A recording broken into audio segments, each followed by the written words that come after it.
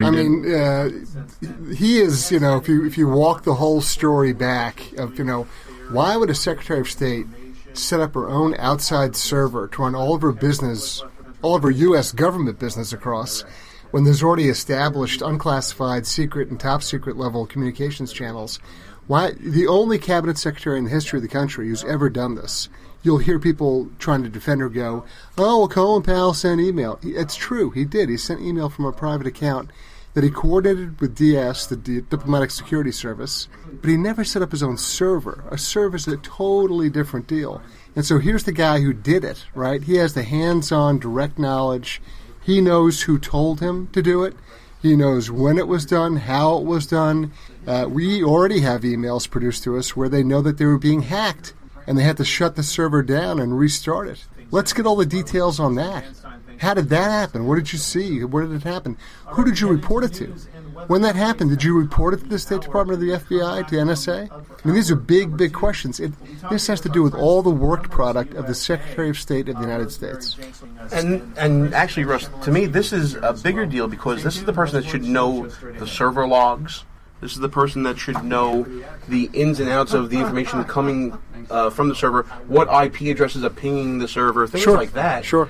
And if this guy knows this stuff, it could blow everything wide open. So, Chris, if you can explain to our listeners how the legal system works, not in depth like you guys want to do, I know, but come on. In general. So the FBI investigates someone. Your average citizen out there is thinking, like, why isn't the FBI indicting Hillary? And that, obviously that doesn't make sense. But if we can explain what is the process that should be followed here and what is the likelihood it will happen. And I have the added advantage of my past life. I was a special agent of Army counterintelligence, so I've actually done this for a living. I'm not guessing at it, right?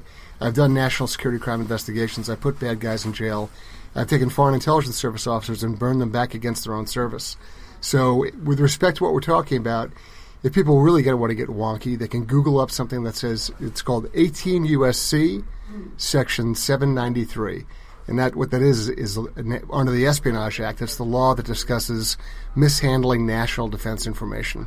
793 is the felony version of it. That's the heavy hitter. 1924 is the misdemeanor version of it. That's what General Petraeus was prosecuted under. And he pled out 2 counts, $100,000 fine, 2 years probation. And frankly, what Petraeus did pales in comparison with what Secretary Clinton has done. So in my opinion, and again, this is an educated opinion, I've done it, all the publicly available facts concerning how this server was set up and operated, really the rules of evidence, the details that were required were satisfied last fall. Everybody knew enough. There was even an Inspector General of the Intelligence Community finding where the IG said 22 top secret emails went across that server. That's a legal conclusion by an Inspector General, right? You're pretty much done. If you want to press, you can go forward at that. What I think is happening, and this is just speculation, but I think it's pretty well founded. I think the Justice Department, the FBI, not so much Justice, probably the FBI more, is looking at a larger public corruption question. They want to tie together all this traffic across her server, the emails, plus Clinton Foundation operations, plus official government acts that she may or may not have taken, and walk that back to contributions to the foundation, speaking fees for Bill, and then you have a much larger web of really public corruption. That's the only excuse I can come up with, because the straight-up national security crime, that was done, finished last fall. And the case has been moving at a glacial pace so far. Yeah, I mean, but what are they waiting for? Inauguration day to, Yeah, I mean, this is the hard part, right? I'm like the 1/10 of 1% of the world who doesn't think Comey's a great guy. I know a lot of people think he's wonderful and he's honest and he's tremendous. But even if Comey was a saint, right, and he was doing the right thing, he has to go to Loretta Lynch and ask her to impanel a grand jury, right? To hear evidence, to draw a conclusion that there's sufficient grounds. And, of course, grand jury, the level's low, right? It just has to be reasonable that, yeah, you know what, there's enough open questions here. There probably should be a trial to find out what the facts are. And, I don't think Loretta Lynch is prepared to do that. I think if Comey walked in and said, we've built a case, here it is, I think she'd say, well, thank you for your important information. I'll take that under advisement. And that would be the end of it. One more, Gene. I'm sorry. No. I know this was going to be your wheelhouse this here. Was my moment. She's taking this over. was my moment. Chris, I see that you have a background as a military intelligence officer with the Army, HUA, by the way. So if you can explain to our listeners, so when you talk to the average dummy in the street in New York City, a Hillary defender, robot, drone, they'll say things like, well, none of that stuff was marked classified, or first of all, there's no classification classified, but that's for another day. Can you explain to them why that argument is nonsensical? Right, it's baloney. So any federal government employee, when they are indoctrinated, and that's the word that the government uses, they're indoct, that's the shorthand. When they're indoctrinated to classified programs, all these special access programs that Mrs. Clinton would have been exposed to, you are pounded over the head over and over again about what levels of material, how they're handled, how they're marked, if they're unmarked. If you have a reason to believe that the stuff you're looking at might be classified, you have not, gee, it would be nice. No, you have an affirmative obligation to guard the material as though it were. So if you go, hey, look, you know what, I'm reading this thing, and it looks like, just by context, what I'm looking at looks like some sort of special collection platform was used, whether it was technical, human, but there's information in here. It's one of those things that's like pornography. You know it when you see it. When you read this kind of thing and you go, whoa, where did this come from? How did we know this level of detail? It sets an alarm off. That is the threshold for your obligation to protect it that way. So this phony baloney talk about, it wasn't marked or unmarked, that's a lie. It is a red herring argument that people will throw up. Listen, I think we need to round this out by I have one final question. I'm dying to know where we started, right back where we started. Sure. 0 to 10. How likely is an indictment before the an election this year? There's argument in my office over it. My colleague Tom Fitton, our president, and I go back and forth regularly. I say 0. Wow. The reason I say that is because just ask yourself how those IRS prosecutions are going. How's Lois Lerner's conviction? Oh, wait a minute. That never happened, right? And I expect the same approach with respect to these emails. And that put Russ Gallo right into the dumpster. Where's the bar? Where's the bar? All right. Chris Farrell, Director of Investigations and Research for Judicial Watch. Tell everybody how they can get in touch with Judicial Watch, support the organization, donate, of course, because we want to make sure that you continue the great work that you're doing. Thank you very much. The best thing folks can do is go to judicialwatch.org, O-R-G. That's our website. We post up on our website everything that we do. So if you want to see records, documents, transcripts, some of the stuff we've been talking about, it's all up there. And sign up for the newsletter. I get it every month, and it's got a lot of great information in it. Chris, thanks so much for coming on the show. Thank you. Behind Enemy Lines. Joining us right now, one of the political editors for Breitbart, Neil Monroe. Neil, thanks so much for coming on the show. Delighted to be here. That's the first time everybody's ever said anything like that to us, being delighted to be with us. So, a little context to the interview. We're taping this right when President Obama, or right around on the heels, I should say, of President Obama's response to the Supreme Court being equally divided on the matter of U.S. versus Texas, involving one of his executive actions on immigration reform. And we were talking about his demeanor and his approach to the press conference. Neil, get into what you saw and you observed in this response. Okay, so I've been a reporter or editor for a long time in Washington and at the White House, and one of the things that fascinates me is the way he talks. Republicans try earnestly say, well, I'm right because of this argument and that argument and, rights and history and, yeah, okay.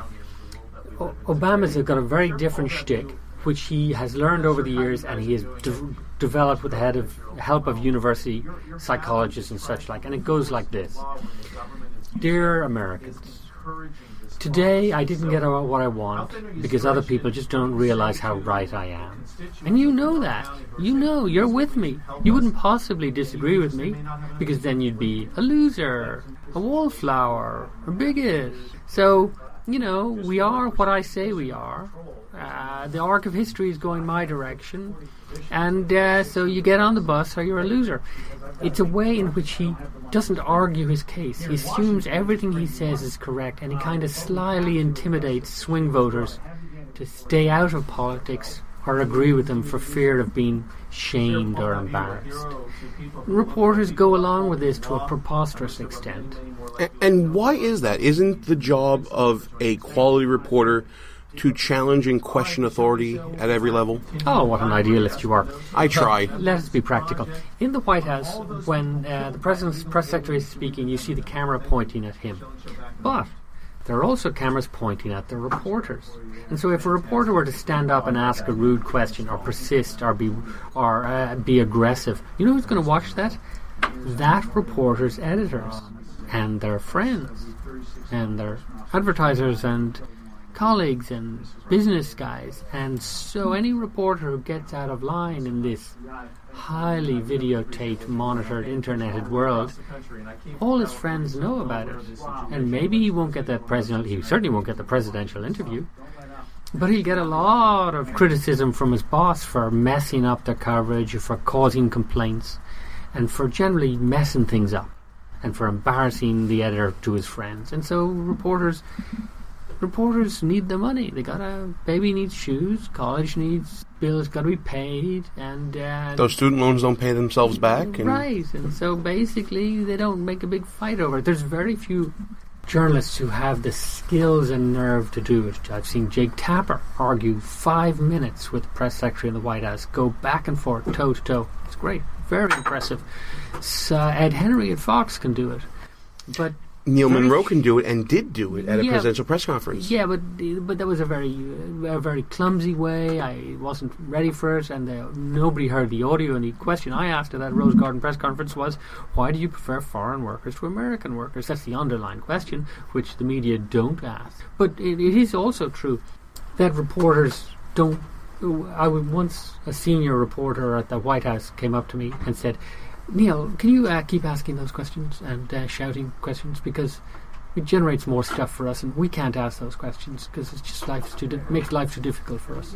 So we'd like you to ask those questions. But as it is, no other reporters volunteer for the job, which is preposterous. So I guess here's an immigrant that's doing a job that Americans won't do.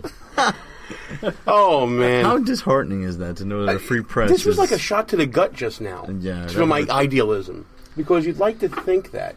Neil, the president's arrogance is unparalleled. His condescension, his lack of personal responsibility. Everything's the Republicans' fault no matter what the topic is. Is this an Obama phenomenon, or is this the new face of liberalism going forward, where anyone on the left is just going to play this card that he's been playing? You're an idealist, and you believe in that there are best ways to do things, and we should work our way towards these things. It's a very American story, very American feeling. But Obama's sort of postmodern, doesn't particularly like America or America's history or culture, and so he just wants to win. He just wants power.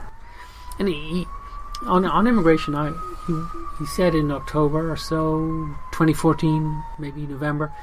He gave a speech in Chicago where he said something like, Americans really don't have the right to decide who lives in your country. Really, the only people who had that right were the American Indians. And but Americans keep insisting that they like Americans more than other people. It's a real problem for policy making. And in a way, that's an incredible speech. He's saying how explicitly Americans don't have the right to decide who is an American. The clever people should decide. The progressives should decide. And if they're demanding... If they think they have a right to that much power over the future, well, of course they're going to change their language. And that arrogance comes through in the way they talk about things. And, well, let's shift, if you like, to gun control. They know perfectly well it was a gay Muslim, son of immigrants, who murdered all those gay Latinos in Florida shortly before the election. They know that. But they're so determined, they're so willing to evade their responsibility for that they happily shifted to guns in order to change the subject before the election. They did the same thing in 2012 when Obama's preposterous foreign policy led to the Benghazi killing. They just turned around and blamed the video with the help of my trade, of course. They can do this, so they do it. Since you transitioned there, Neil, I can't figure out, and again, I'm an idealist, why is the media not in an uproar over the fact that the DOJ released heavily edited 911 tapes of the Islamic killer in Orlando? Right, the transcripts, yeah. You think we're stupid? No, we're so clever. We can persuade ourselves of anything. If Obama wants us to believe that blue is yellow, we can do it. Just don't embarrass us for too long. Don't ask us to do something really stupid in front of the children. We're perfectly capable of persuading ourselves. And so, yes, he can change the subject from the failures of his anti-jihad policy over to white guys liking guns. No problem. And how do reporters do it? It's because we're so clever. Stupid people and normal people say, well, I see those important facts, I'll pay attention to those important facts. Now I got to go feed the kids. Clever people are all